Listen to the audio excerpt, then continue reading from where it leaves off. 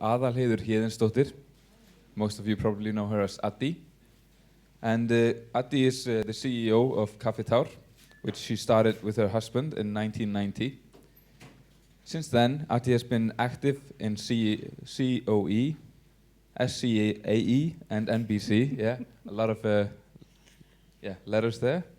So Kaffitar is one of the biggest coffee roasting companies and retailers in Iceland, and they've been a big part of helping the specialty coffee scene in Iceland, getting even bigger and better. And they have 8 cafes running at the moment. And just recently she started Kruðerí, so that's the pastries and the yogurts that you've been tasting here. And they bake everything for all the cafes that Kaffitar has. All Kaffitár's cafes have the Nordic Swan, the official sustainability eco-label for the Nordic countries. And she's going to talk a little bit about her experience with that. So give Addý a big hand.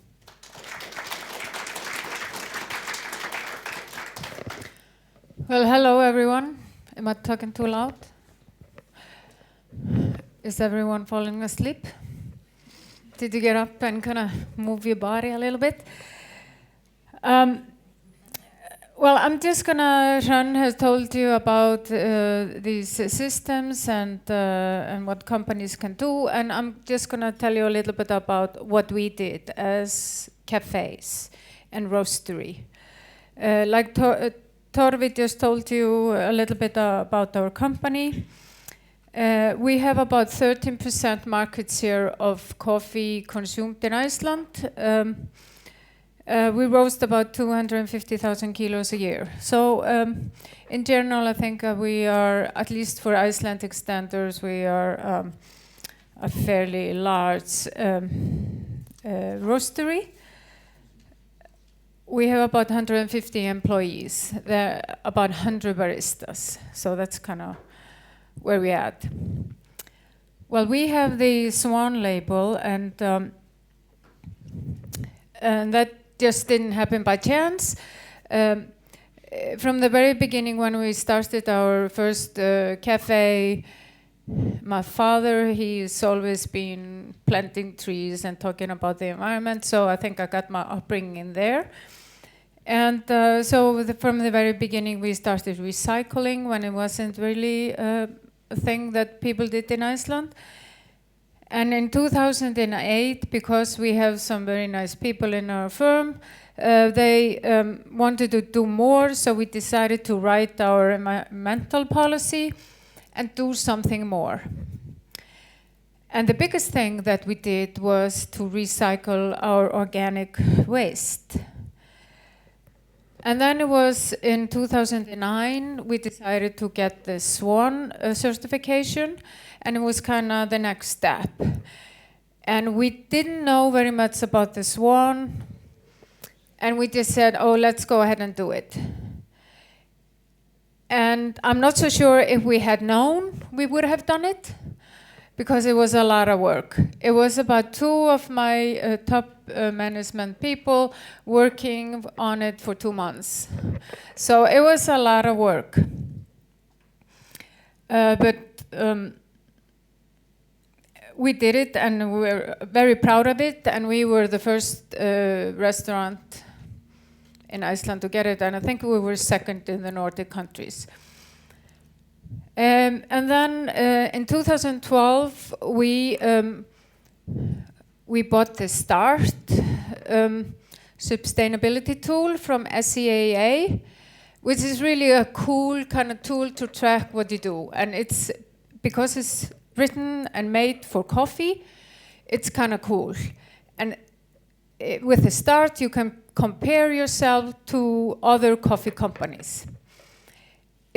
There's not many companies who are using it, so the database is not so big. So, and most of the companies who are using START are 10 times bigger than us. So it's kind of hard to compare.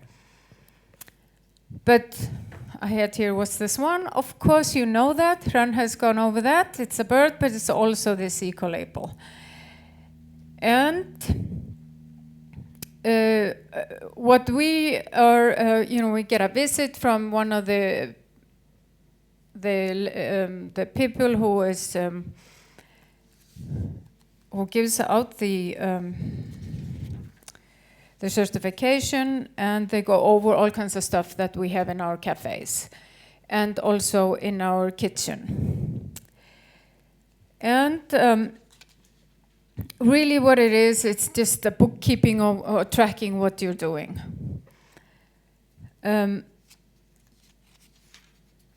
The start, I've gone over this.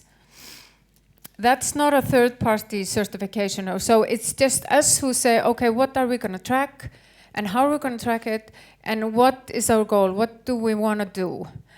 And we just last year, when we put in the data, it was just something that we decided to do, and we're going to improve that each year. One thing that the START does is it tracks things like donations and what kind of charity work do you do. And I thought that was kind of cool. And so, we put in how much of our staff does in volunteer work and how much coffee we donate to charity.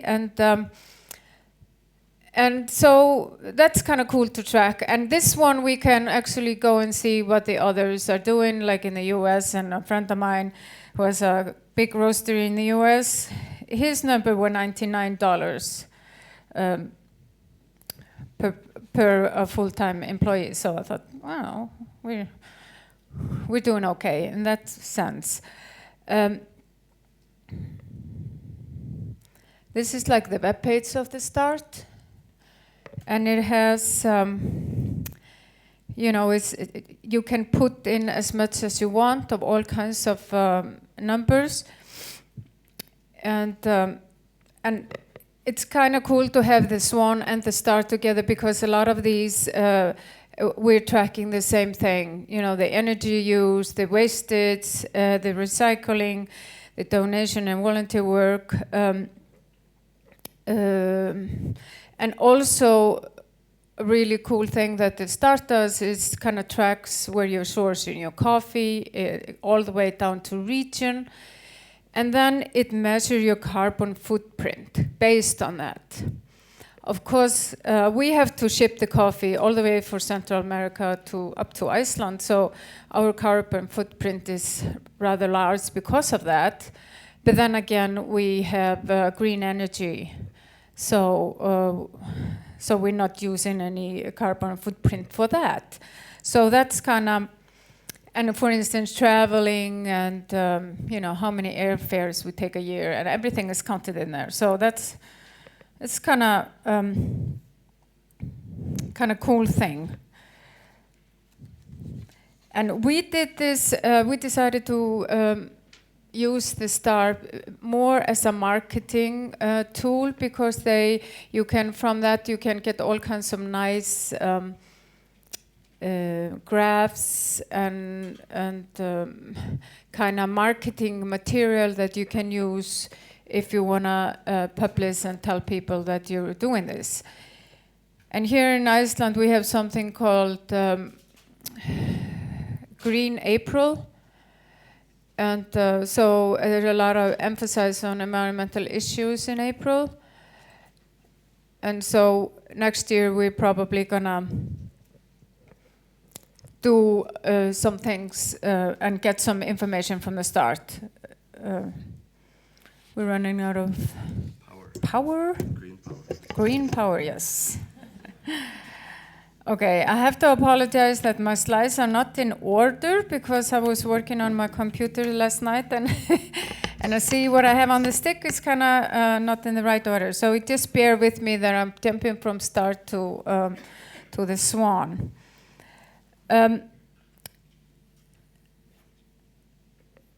When we got the Swan certification, we had no idea what we were getting into, which was good.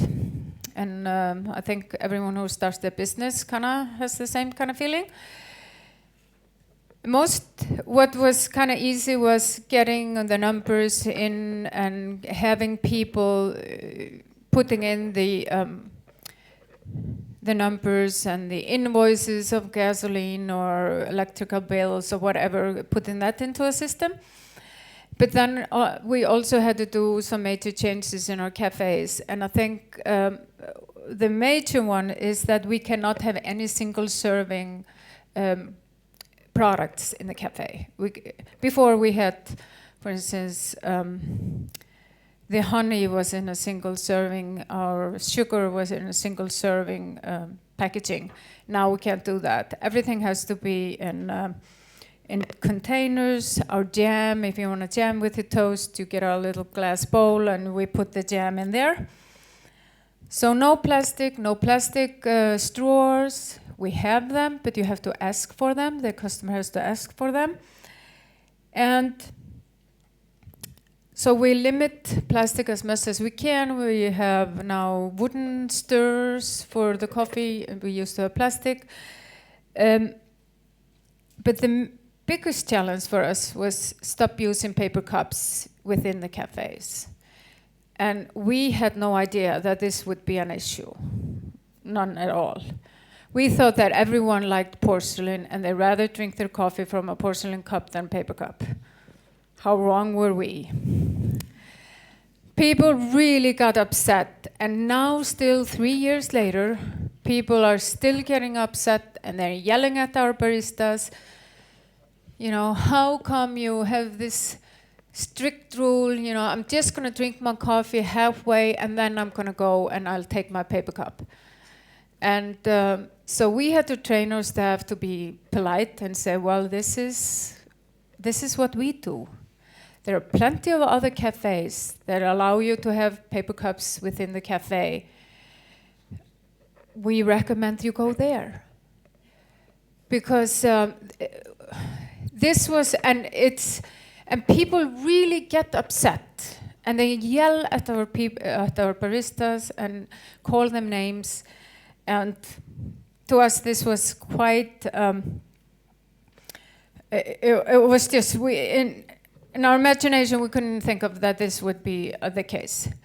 Also, we have a cafe at the airport, and at the airport in Iceland, because we're located between US and America, all the flights come in at the same time in the morning, and they all leave in the afternoon, pretty much. So we have high traffic in a very concentrated time, and then nothing, and then high traffic again. And we, at the airport, we're just using paper cups. Now we can't.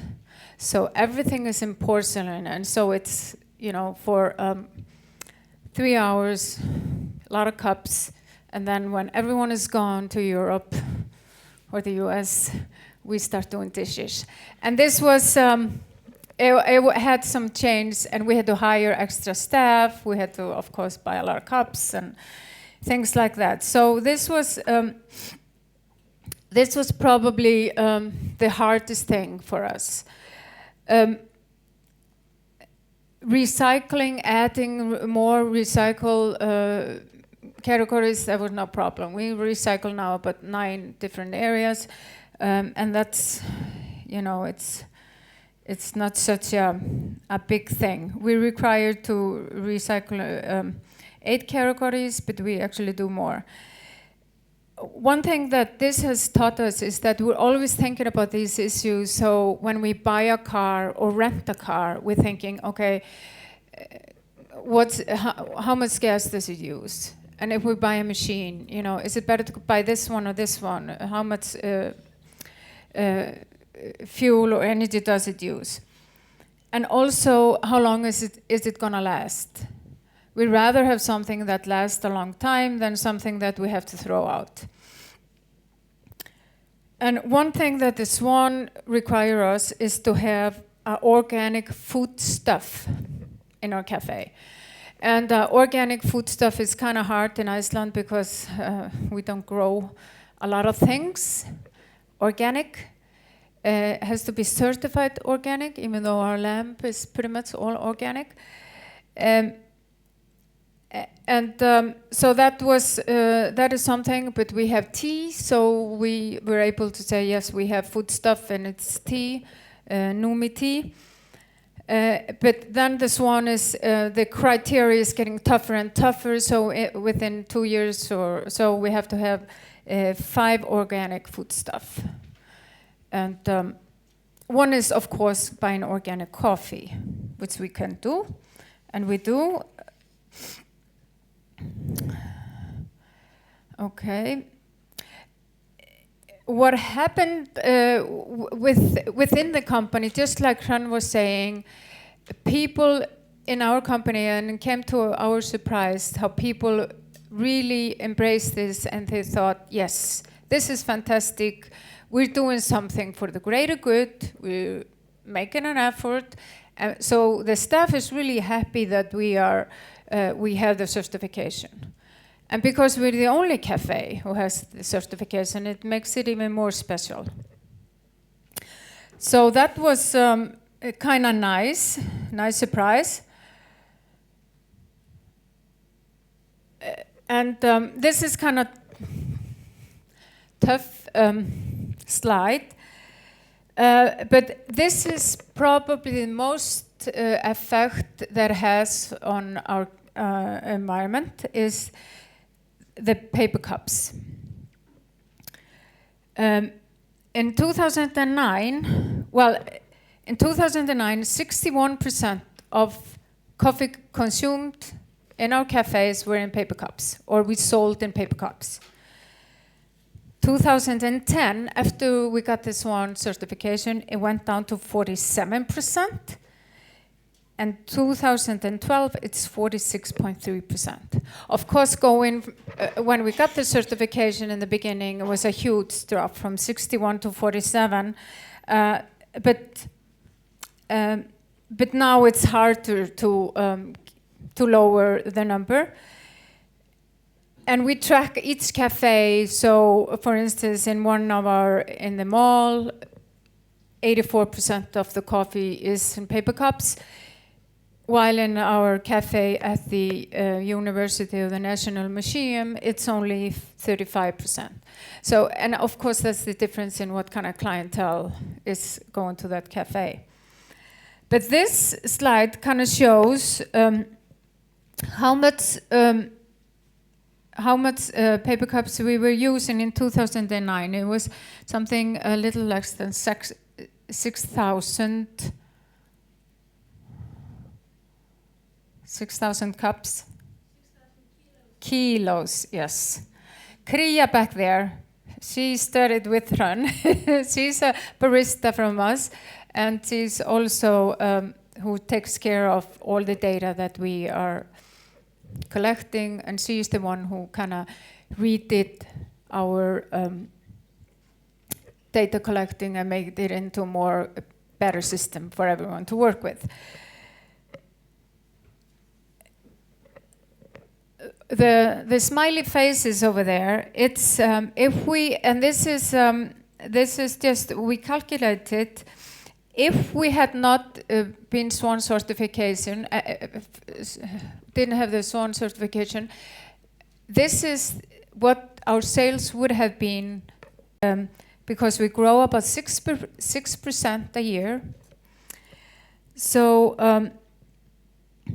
if we didn't have the Swan, we would have gone up to over 6,000 kilos in 2010, 2011, 6,500, and 2012 little over 7,000 kilos of paper cups. So we kind of thought, okay, how much are we saving? How much are we saving on wastage? And this is 4,796 kilos. And it's about 80 bags of coffee, or 5 Yaris cars that are not in the landmine because of we are washing porcelain. And so I think this is probably the most influential things that we've done. And we're proud of, the most proud of this. When we started in 2008 to recycle our organic, it was, now we have about 46%, which is organic waste, and general waste is 30%. We were able to lower our bill of, you know, what you pay for the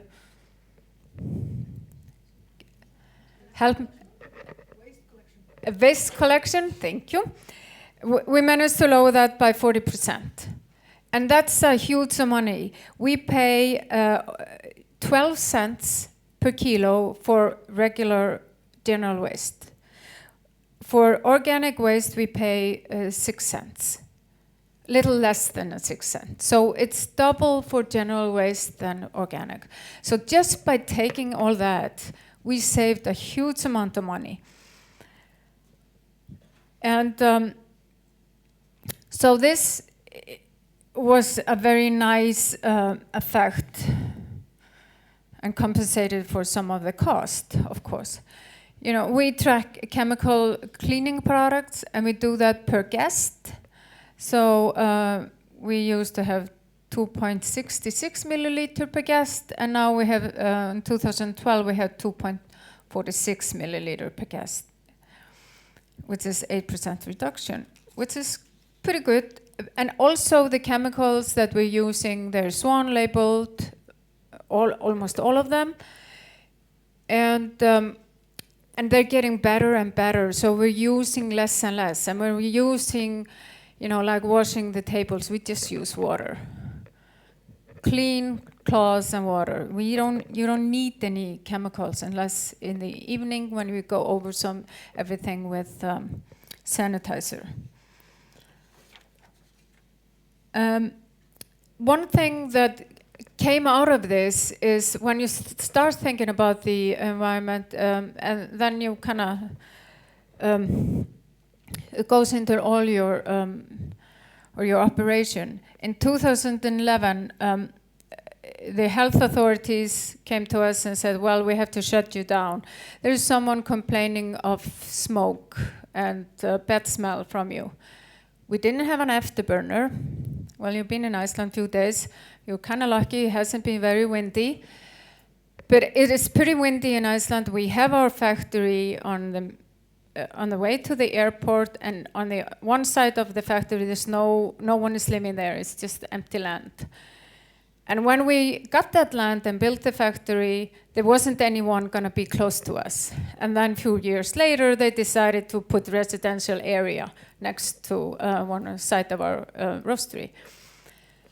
So, of course, as we grew and as we were roasting more coffee, someone complained. And the rules in Iceland are if someone complains, you have to apply the technology, the best available technology.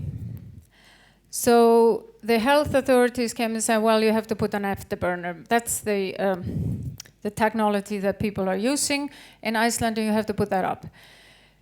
And I was like, no, I'm not going to do that. Afterburner is like 100-year-old technology. It was, you know, made for the textile industry in Europe over 100 years ago. You know, there must be a better way. And I remember I had met this Australian in one of the Cup of Excellence trips, and he told me about a scrubber that he was using to wash out the smoke. So I contacted this guy from California, Boyd Gildner, and he came and installed a scrubber for our roaster. We have a 120 kilo roaster. He said, I've never done this before. We don't know if it's going to work. He took the cyclone, one of the cyclones that we were using, and with this system, we didn't need to use the cyclone. So he moved that, put some probes with water, and then we just kind of washed the smoke, and the smoke, no, the particles in the smokes, they just go down the drain. Water is pretty inexpensive in Iceland. We have plenty of it. And we're not burning any fossil fuel because of this. And we have some smell, but afterburners also. and nobody's complaining. But when we implemented this, we didn't know if it's going to work because Boyd said, I can't really promise it. And so we were kind of taking a huge risk because this, even though it was probably less than half of what an afterburner would cost, it was still a lot of money. So, but we're pretty happy with it. And now we have just, instead of smoke, we have steam coming out of this wonderful blue chimney. And this is something that I think that, because I was thinking, okay, in a few years we have to pay for carbon footprint. And by using this, we don't. Okay, I'm almost done. Okay, I just have a few slides here about numbers, like for instance, the CO2 emission. Actually, the number have grown a little bit, but we think it's because we are recording this much better now than we were before. Okay, and here's one that I really like with the start is it tracks and tells you about the coffee that you're sourcing. And for instance, Rainforest Alliance coffee that we buy is 75% of our coffee. So, and we like to buy coffee from farms that have Rainforest Alliance because it's kind of what we believe in. We have a relationship with about 76% of the farms that we buy from. So that's direct trade, 76% of all of the coffee that we use. And and these are farmers that we visit every year, and we know them, and so we have this. Well, you know how it works. And when we are thinking of a new farm, this is something that we consider. And for instance, our farm in Nicaragua, he doesn't have electricity. He uses oil to run his wet mill, and it's so polluted. There isn't any electricity up the valley where he is. And so we've been talking, can we as Icelander help you out with some kind of a system to take the water from your stream or your river and make that into electricity. Hasn't found the way yet, but at least we're talking about it. And so, like Ran was saying, most businesses think it's worthwhile to have some kind of certification and been thinking about the environmental issues. We think it's for our benefit. For instance, this hotel, we sell them all the coffee and we supply them with all the machines. And one of the reasons that they chose us to be their coffee supplier is because we have this Swan certification, because this hotel wants to have a Swan certification. So there are new marketing opening up because of this. So it is having the Swan certification, we have to pay about $5,200 a year, yearly fee. It's growing, and 2019, they just published this last week, it's going to be $7,500. Oh, it's a lot of money. And because we also have some cost. But we believe that we get some, I don't know if people would choose us because of this. Well, this hotel did, but if we had shitty coffee, I'm not so sure they would. But within everything else, I think it's for our benefit. So we did a little bit of study and say, okay, should we continue this? And at least for now, the answer is yes. So we're going to continue. And this stronger marketing position, I think, is the key for us, at least, because we have a tough competition. And since we were the first one, we're the only one. So, and that's something that we tell people, and we do service of, what do you think about Kaffitar? And one thing that the general public in Iceland knows that we're environmental friendly. So that's good, we think. And it's going to be more valuable each year. I hope so. So we think it's worth it. Thank you.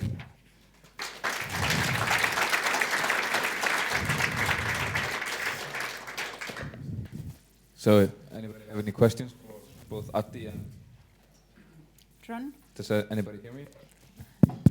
Okay, yeah, and Tran? So, if anybody has questions, just please raise your hands.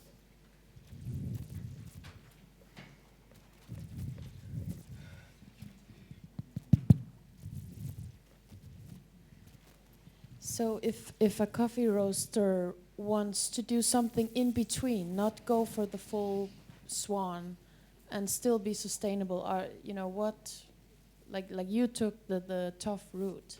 What's the simple? Is there a simpler way? Oh yeah, just if you just write your environmental policy and you decide what you're going to do. For instance, we ship all our espresso blends in plastic containers that go back and forth from our cafe to our roastery, and we just wash them instead of using plastic bags like we were using before. We used to have our laundry in plastic bags. Now we have them in zipper bags, cloth bags. And there are small things like that you can start. And it's really the mindset of just starting, and then you say, and the staff is the most valuable asset in this, because they come and they say, why are we doing this? Why, for instance, we were, like when we were writing the schedule for the baristas. So we were writing the schedule, we're printing it out and putting it in the staff room and sending it to everyone. And then a barista said, why don't you just email it? This is a few years ago. And we're like, yeah, email it. So they are always coming up with ideas that we can improve. How about if a lot of consumers, I don't know how it is with specialty consumer, but like people want one of the brands. They want a Swan or a flower or a recycling or what about certifications? Maybe Run, that's a question for you. For smaller businesses. Certifications? Yeah, like that are not as heavy as the Swan. Or I don't know if I'm seeking for simple solutions. Exactly. But just something that, like Addy says, she wouldn't have had the Swan. She wouldn't have gone for it if she'd known the work. Yeah. Well, actually, I don't know of any simpler than the Swan. For a company that don't know anything about environmental effects and so on, it has a very clear criteria. But and also, as it is certified by the third party, it's good for business in the way that Addý was talking about, that to have a business with this hotel and so on. So in some countries there are like a label that the government is taking care of. I have heard of like a grön certification. I believe it's in Denmark and Norway and so on. But I have not heard that that is for coffee. That is for like hair solutions, hair salons and so on. So that could be a simpler for in business in general. But I'm sorry, that is not any simpler way for coffee roasters. There's always the possibility for you to review or read the guidelines for the Swan label and then apply it to your business without, because they're available online for everyone to see. Mm-hmm. And then there's things like EMS Lite Nordic, mm-hmm. which is a system for you to record everything in a very it's quite easy. It's put up for you in Excel. All you need to do is to put the numbers in. So if you want to be responsible, you can, but it's not a certification. There's no review. Exactly. You don't get the stamp. Like.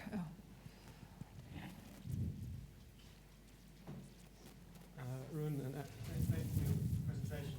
Fantastic. And actually, I will definitely come to your shop. Thank you. Fantastic. I have a question for Ron.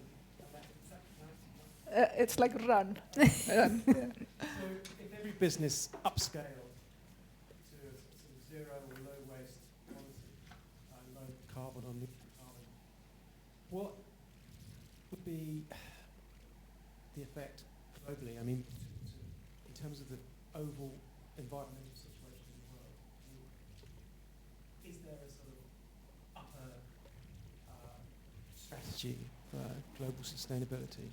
And how does the sort of commercial side fit in? Well, this is a very large question. Yeah. But, well, it's very hard, like we are used to, how can I say, our system is, we are very much based into consumption. And we are wasting a lot, you know, the human race. But if you look like into nature, if you go somewhere in the woods, you're alone somewhere in the wood, you don't see any waste there, you know. There's no waste in nature. It takes care of the waste itself. It actually, well, there's someone who's eating dead birds and plant effects and so on.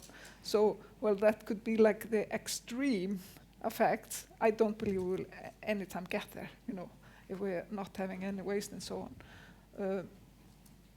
But as I understand your question also, how it would affect the society in general, or? In terms of percentage, what effect would it have? What influence would it have to the global? Yeah. Well, if we're thinking about like climate change, if we would stop emitting like today, just no one would emit any CO2 as from today, we still would be very high in BPM or the particles within the atmosphere. That it would be slow, how can you say, reduction of the effects of our emissions since the first days of industry. So I cannot talk about any percentages or anything like that. Where I'm going, I said, is there a grand plan within the UN or globally really tackle the big issues? Well, yes, there is. I'm sorry I did not look into it before I came here, because there is a grand plan on, well, just like the millennium goals, just against poverty and so on. But I don't remember the percentages or what the plan was there. I'm sorry. Just one more quick question. Do you see governments becoming more prescriptive about green issues? People have a choice at the moment. If you think in the future, they'll say, actually, you shouldn't have a choice. Mm-hmm. These are very obvious decisions that everyone should make or not make. Exactly. And this is a very political question as well, because well, we have not been doing so well as with climate change. You know, the Kyoto booking and so on, the countries are not following it, and we have in countries like China and America that are emitting a lot, but not taking responsibility of their emissions. So just, I believe that businesses will have a stronger role. I don't know. The government can, of course, it's about carrots and sticks. You can have the government make the sticks, but then there are also like carrots to have extra business because you are doing environmental protection. And just an example, like in the Kyoto Protocol, there are about 180 countries that are participating, and they are doing so and so. We are having a project, it's a carbon disclosure project, that is an initiative from business, and there's about 3,000 businesses all over the world that are participating and lower their emissions as well. So I strongly believe that the business will have a strong role into this.